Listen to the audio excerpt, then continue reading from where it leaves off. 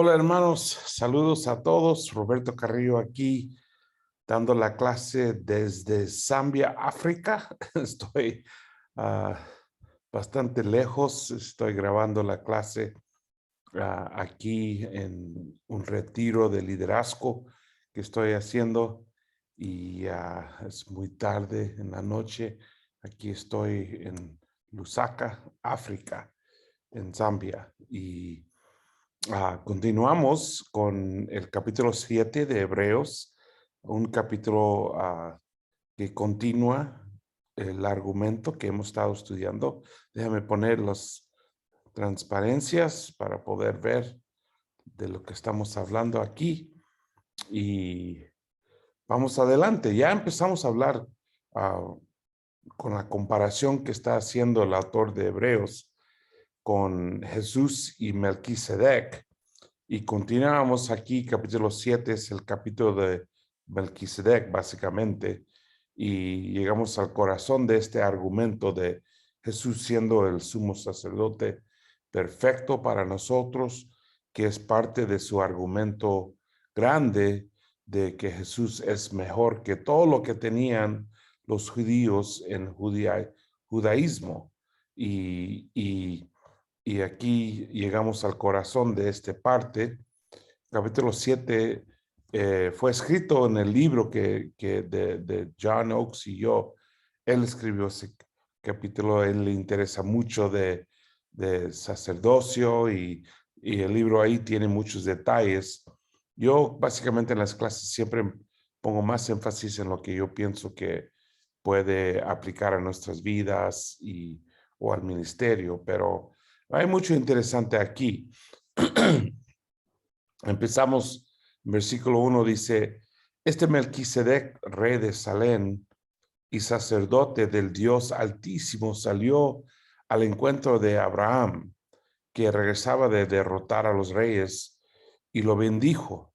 Abraham, a su vez, le dio la 10ª parte de todo. El nombre de Melquisedec significa, en primer lugar, rey de justicia y además rey de Salem. Esto es rey de paz. No tiene padre ni madre ni genealogía, no tiene comienzo ni fin, pero a semejanza del Hijo de Dios, permanece como sacerdote para siempre. Y ahí voy a parar. Aquí está mucho de 2 versículos en el Antiguo Testamento, Génesis 14, 18 a 20 y Salmo 110, que hemos visto mucho, versículo 4. En Génesis 14, 18 a 20, dice, y Melquisedec, rey de Salem y sacerdote del Dios Altísimo, lo ofreció pan y vino. Luego bendijo a Abraham con estas palabras: que el Dios Altísimo, creador del cielo y de la tierra, bendiga a Abraham. Bendito sea el Dios Altísimo que entregó en tus manos a tus enemigos. Entonces Abraham le dio el diezmo de todo. Y luego también dice en Salmo 110, 4, el Señor ha jurado y no cambiará de parecer. Tú eres sacerdote para siempre, según el orden de Melquisedec. Entonces usa 2 versículos clásicos para poner su argumento. Melquisedec es una figura en la Biblia bastante grande y bastante impactante. Y eso es impresionante porque solo salen estos 2 versículos. No hay mucho, no habla mucho de él, no sabemos mucho de él. En realidad es una figura bastante misteriosa, pero obviamente el autor de Hebreos lo está usando mucho para su argumento, proponiendo que Jesús es de la orden de Melquisedec, ¿no? Y usándolo como argumento para mostrar su superioridad a los sumos sacerdotes que conocen los judíos. entonces habla mucho de la grandeza de Melquisedec, ¿no? Que era rey de Jerusalén, sacerdote de Dios Altísimo, tuvo un encuentro con Abraham, bendijo a Abraham, Abraham le dio la 10ª parte de todo. El nombre Melquisedec significa rey de justicia o rectitud. Esa palabra, Sadek, a veces se traduce justicia y a veces se traduce rectitud. Y obviamente Jesús conecta con los dos, ¿no? También lo llama rey de Salem o la paz, Salem, que es Shalom en hebreo, que no tiene padre ni madre ni genealogía, no tiene comienzo ni fin, semejanza del Hijo de Dios, permanece como sacerdote para siempre. Todo esto explica de Melquisedec, ¿no? Estos 2 versículos. En 2 versículos aprendemos mucho, bastante de Melquisedec. ¿Y por qué? Y vemos por qué el autor de Hebreos lo está usando para mostrar la superioridad de Jesús, usando la figura de Melquisedec. Obviamente hay mucha en comparación, ¿no? Rey de rectitud. Jesús es un rey que es recto, ¿no? De verdad es el rey de rectitud. Es rey de Salem, o que de paz, Melquisedec. Jesús es rey de paz también. De hecho, tiene el título príncipe de paz. Melquisedec era rey de Jerusalén y Jesús es rey espiritual del pueblo de Dios, sacerdote del Dios Altísimo. Jesús es el sacerdote principal de Dios Altísimo. Tuvo un encuentro con Abraham y en Génesis 18 leemos el encuentro de Abraham con 3 ángeles que muchos teólogos dicen o proponen que los 3 ángeles representan el Padre, el Hijo y el Espíritu Santo. Y también esos 3 ángeles pusieron una bendición sobre Abraham y también Melquisedec, ¿no? Entonces, otra conexión. Jesús también bendijo a Abraham. Abraham le dio la 10ª parte de todo. Jesús merece nuestro todo en sacrificio. El nombre de Melquisedec también significa rey de justicia. Jesús vino para establecer la justicia. Fue su primer sermón, ¿no? No tiene padre, ni madre, ni genealogía. Y eso, y que no tiene comienzo ni fin. Los dos son un argumento hermenéutico que usa el autor de Hebreos. John Oakes habla mucho de eso en el capítulo 7, en el capítulo que habla de capítulo 7 en nuestro libro, de que es una forma de poner un argumento, ¿no? De probar la conexión entre los dos.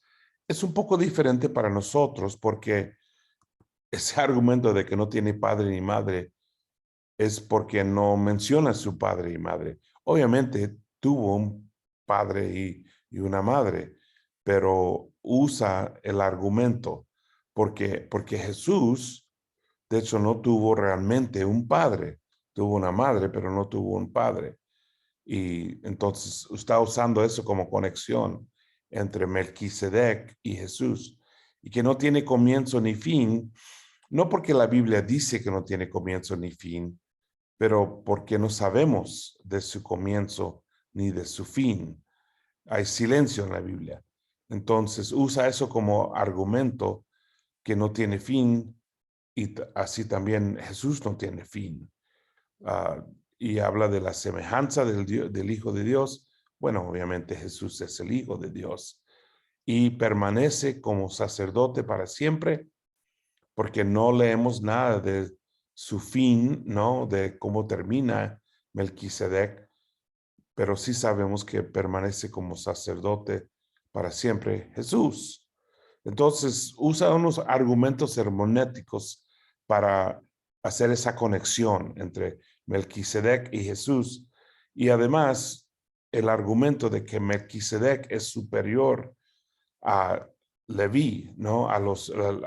Bueno, los descendientes de Aarón, los del tribu Leví, que son los sumos sacerdotes en futuros. Sí, lo sigue hablando, diciendo, consideran la grandeza de ese hombre, a quien nada menos que patriarca Abraham dio la 10ª parte del botín. Ahora bien, los descendientes de Leví que reciben el sacerdocio tienen por la ley el mandato de cobrar los diezmos del pueblo, es decir, de sus hermanos, aunque estos también son descendientes de Abraham. En cambio, Melquisedec, que no era descendiente de Leví, recibió los diezmos de Abraham y bendijo al que tenía las promesas. Es indiscutible que la persona que bendice es superior a los que recibe, a la que recibe la bendición.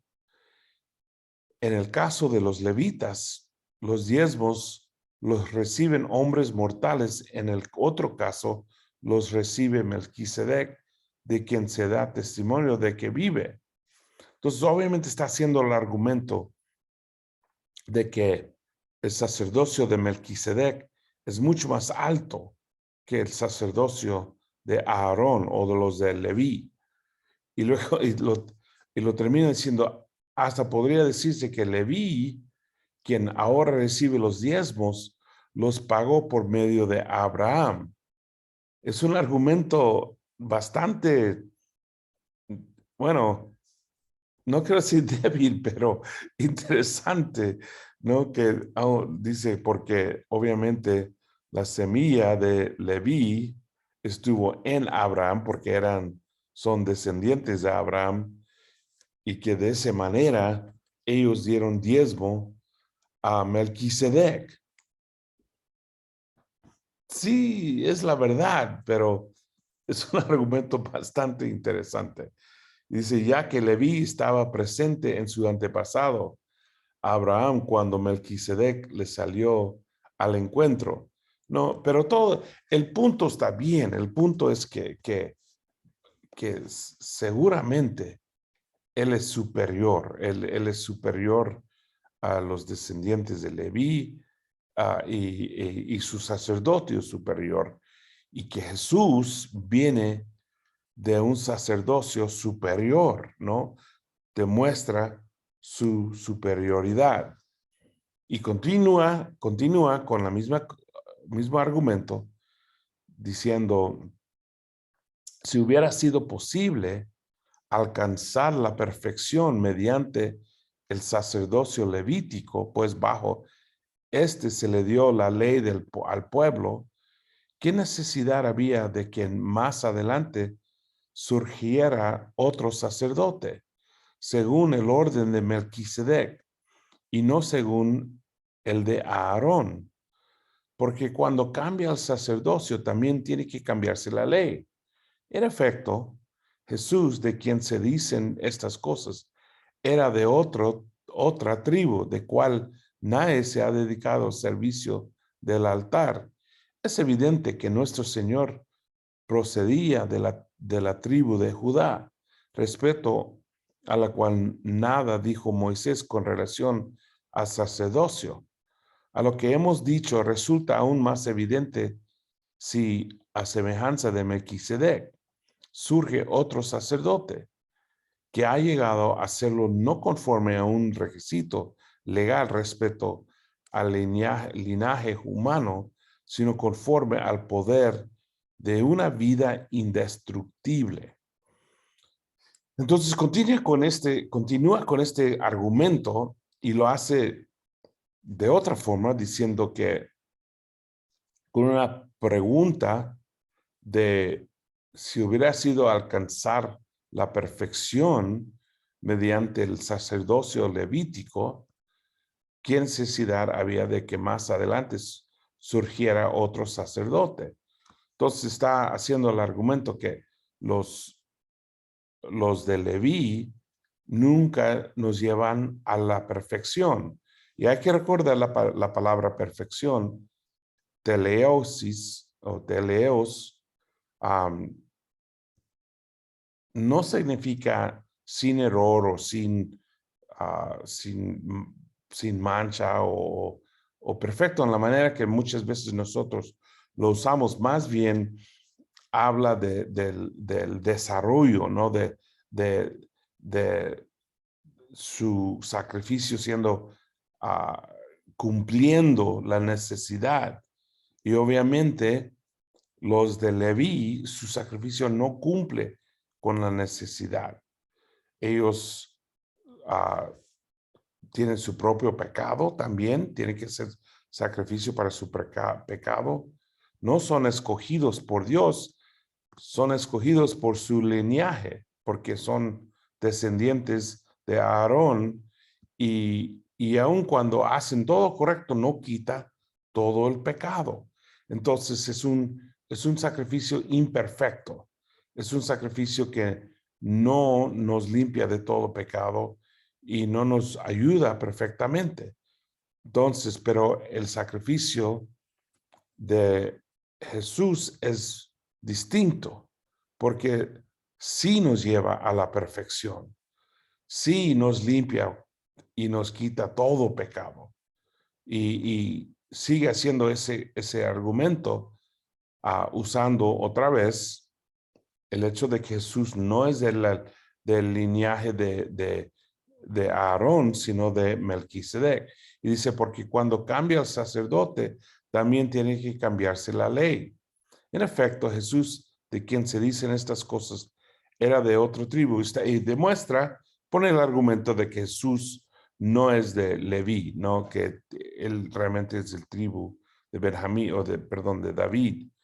Es evidente que nuestro Señor procedía del tribu de Judá, respecto a la cual no nada dijo Moisés con relación al sacerdocio. Entonces, obviamente está haciendo el argumento de que para nada Jesús es el tribu de Leví, él es más bien el tribu de Judá y descendiente de David, no de Aarón, y que no sería posible Jesús ser sumo sacerdote como los de Leví. Y dice, y los que hemos dicho resulta aún más evidente si a semejanza de Melquisedec surge otro sacerdote. Entonces, el hecho de que vino otro sumo sacerdote es prueba de su argumento, que ha llegado a hacerlo no conforme a un requisito legal respecto al linaje humano, sino conforme al poder de una vida indestructible. Y yo creo que eso es la parte más importante de sumo sacerdocio de Jesús, que no establecido, no viene de una descendencia, no viene de ser parte del tribu de Leví, sino de su vida indestructible. Y la palabra indestructible, acatalitos en griego, significa es imposible pararlo, es imposible detenerlo, que su vida continúa, ¿no? Que aunque lo crucificaron, sigue viviendo, aunque lo enterraron, salió de la tumba, aunque lo querían borrar de la historia, sigue siendo predicado a través de todo el tiempo, los años y hoy día los siglos, ¿no? Que nada lo puede detener y nadie lo puede parar. Y su sumo sacerdocio establecido en eso y sigue continuando, pues de él se da testimonio, tú eres sacerdote para siempre. Nada podría parar a Jesús. Él continúa hasta hoy día, 2000 años después, según el orden de Melquisedec, como de una manera el sacerdocio de Melquisedec nunca terminó porque no sabemos nada, ¿no? Por una parte, la ley anterior queda anulada por ser inútil e ineficaz, ya que no perfeccionó nada. Entonces, no llevó a cabo el sacrificio del sumo sacerdote a Aarón y todos sus descendientes. Era imperfecto, pero el sacrificio de Jesús, vuelvo a repetir, perfeccionó todo. Nos dio, cumplió la necesidad con la necesidad, ayudándonos a recibir perdón de todo pecado. Y no tenía que continuar haciéndolo porque él nunca pecó. Él es un sacerdote de paz, sí, rey de paz, pero también un sacerdote recto. Es decir, que él es el ejemplo de rectitud. Entonces no tiene que continuar haciendo sacrificios. Su sacrificio era perfecto y paga una vez todos los pecados para siempre. Y por la otra se introduce una esperanza mejor mediante la cual nos acercamos a Dios. Todos los judíos sabían de que vivían bajo la ley, viviendo bajo la ley.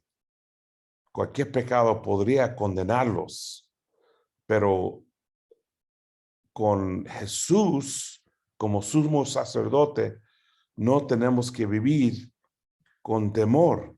No tenemos que vivir continuando haciendo sacrificios con temor de que no iban a ser perdonados nuestros pecados. Al contrario, tenemos la confianza, ¿no? Y dice, y no fue sin juramento. Los otros sacerdotes llegaron a hacerlo sin juramento, mientras que éste llegó a hacerlo con el juramento de aquel que le dijo, el Señor ha jurado y no cambiará de parecer. Tú eres sacerdote para siempre. No, que esto fue un juramento de Dios, poniéndolo como sumo sacerdote, que los otros no tienen, ¿no? Y dice, tú eres sacerdote para siempre. Por tanto, Jesús ha llegado a ser el que garantiza un pacto superior. Entonces, poniendo la conclusión y el punto de que Jesús y su servicio como sumo sacerdote es perfecto y mucho más superior y nos da un pacto mucho superior que los que nos dieron, bueno, que el pacto de Moisés que fue, que lo sigue, perdón, que lo sigue dándonos, a los sumos sacerdotes de Leví, del tribu Leví. Luego continúa, dice, ahora bien, como aquellos sacerdotes, la muerte les impedía seguir ejerciendo sus funciones. Ha habido muchos de ellos, pero como Jesús permanece para siempre, su sacerdocio es imperecedero. Josefo nos dice que desde Aarón hasta el primer siglo había 83 sumos sacerdotes, 83 sacerdotes sirviendo como sumo sacerdote. Y cada vez que se muere uno, tiene que cambiar la ley y poner otro sumo sacerdote. Pero con Jesús no hay que hacer eso porque Él permanece para siempre. Y por eso también puede salvar por completo, porque Él es nuestra garantía. Él paga el precio, Él da el sacrificio, dio el sacrificio una vez para siempre. Entonces, a los que por medio de Él se acercan a Dios, ya que vive siempre para interceder por ellos, ¿no? Que lo hizo una vez para siempre. No hay que esperar otro, no hay que esperar algo mejor. Lo hace, lo cumple, lo perfecciona, todo completo con Jesús, no con el sumo sacerdote de los judíos, no con el pacto de los judíos, sino solamente todo viene perfectamente con el pacto de Jesús. Y luego, terminando, dice, nos convenía tener un sumo sacerdote así, santo, irreprochable, puro, apartado de los pecadores y exaltado sobre los cielos. A diferencia de los otros sumos sacerdotes, él no tenía que ofrecer sacrificios día tras día, primero por sus propios pecados y luego por los del pueblo, porque él ofreció el sacrificio una sola vez y para siempre cuando se ofreció a sí mismo. Entonces aquí está terminando su argumento, ¿no? Una vez para siempre, no tenía pecado él, entonces todo su sacrificio era para nuestro pecado. Y dice, de hecho, la ley designa como sumos sacerdotes a hombres débiles, pero al juramento posterior a la ley designa al Hijo, quien ha sido hecho perfecto para siempre. Entonces aquí termina el argumento y diciendo, mostrando que Él hizo el sacrificio perfecto, Él es el sumo sacerdote perfecto, y no una vez, sino para siempre. En él, los sumos sacerdotes, ellos una vez por año en Yom Kippur, el sacrificio del festival de Yom Kippur, los sumos sacerdotes de Leví tienen que hacer el sacrificio, ellos tienen que comprar un toro y sacrificarlo, y ellos tienen que comprarlo y pagarlo y hacerlo todo.